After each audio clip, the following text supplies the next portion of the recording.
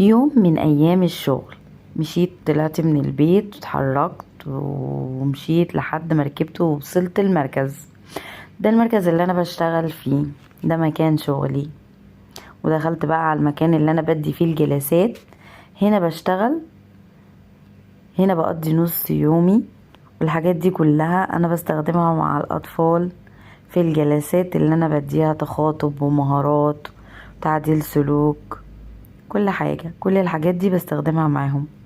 وهنا قاعدة مستنية بقى الأطفال تيجي عشان أبدأ أديهم أول جلسة.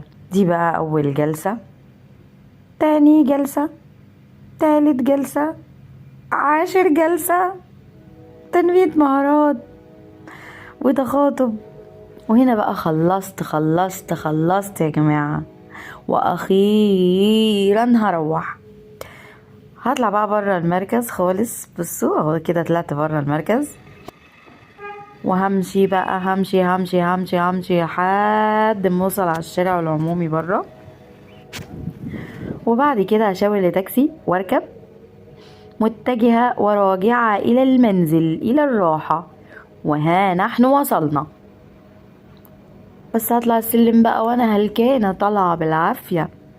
بصوا عمالة بقى اطلع، يا عيني عليا تعبانة وصايمة وشغالة ومهاتية مع الأطفال طول اليوم. يا خرابي. وأخيرا روحنا البيت، هنرن الجرس وندخل.